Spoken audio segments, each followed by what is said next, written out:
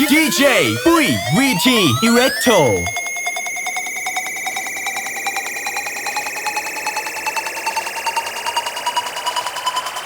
มารักทำไมตอนนี้ตอนที่จะเสียฉันไปทั้งที่ฉันทุ่มให้หมดใจแต่เธอกลับทิ้งมันไม่เคยรักไม่เคยนึกค่ากันแล้วจะเอาอะไรกับฉันไม่รักกันแล้วยังจะห่วงทำไมไม่เข้าใจเธอไม่เป็นอย่างฉันคงไม่เข้าใจว่ามันเจ็บแค่ไหนต้องดูเหมือนคนไม่ได้คน ฉันจะคบกันแล้วทำไมเหตุผลของเธอมากเหลือเกินไม่มีเวลาให้ฉันเลยไปกับใครต่อใครทำเหมือนว่าฉันคือของตายแล้วจะห้ามทำไมหากฉันจะไป DJ ปุ้ย VT มา Erecto รักทำไมตอนนี้ตอนที่จะเสียฉันไปทั้งที่ฉันทุ่มให้หมดใจแต่เธอกลับทิ้งมันไม่เคยรักไม่เคยนึกค่ากันแล้วจะเอาอะไรกับฉันไม่รักกันแล้วยังจะห่วงทำไมไม่เข้าใจ Jump up and get down. Jump.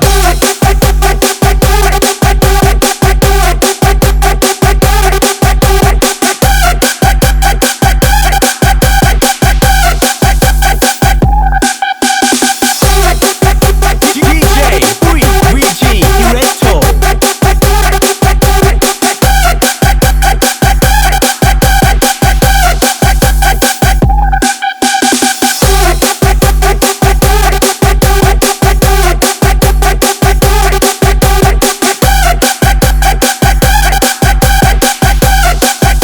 DJ ปุ้ย VT Erecto มารักทำไมตอนนี้ตอนที่จะเสียฉันไปทั้งที่ฉันทุ่มให้หมดใจแต่เธอกลับทิ้งมันไม่เคยรักไม่เคยนึกค่ากันแล้วจะเอาอะไรกับฉันไม่รักกันแล้วยังจะห่วงทำไมไม่เข้าใจ Jump up and get down.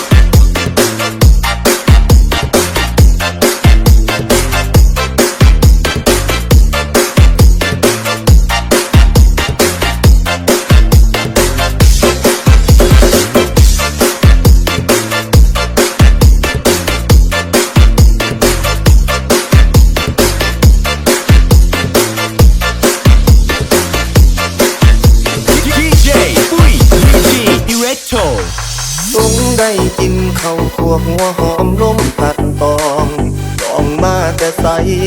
จากผู้ใดเอาบุญหรือบาสิเป็นงานแต่ง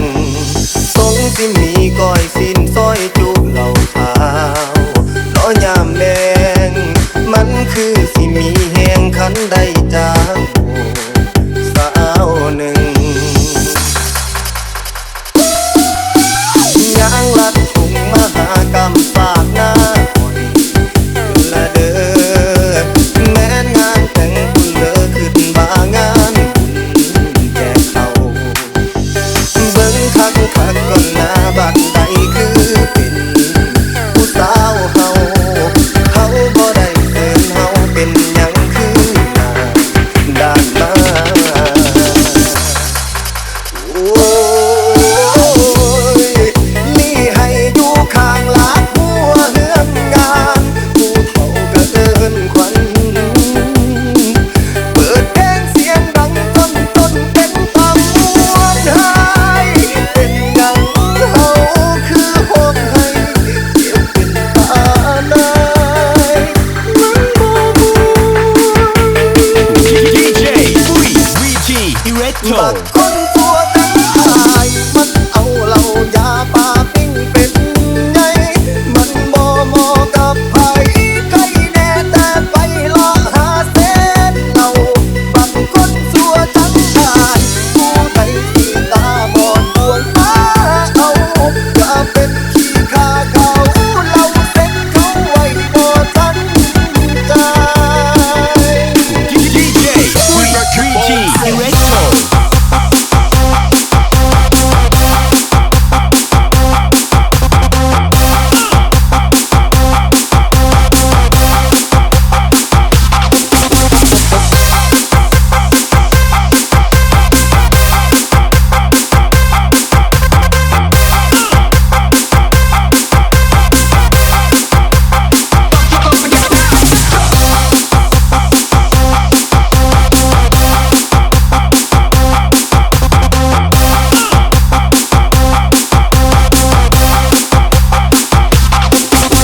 DJ Pui VG Electro โอ้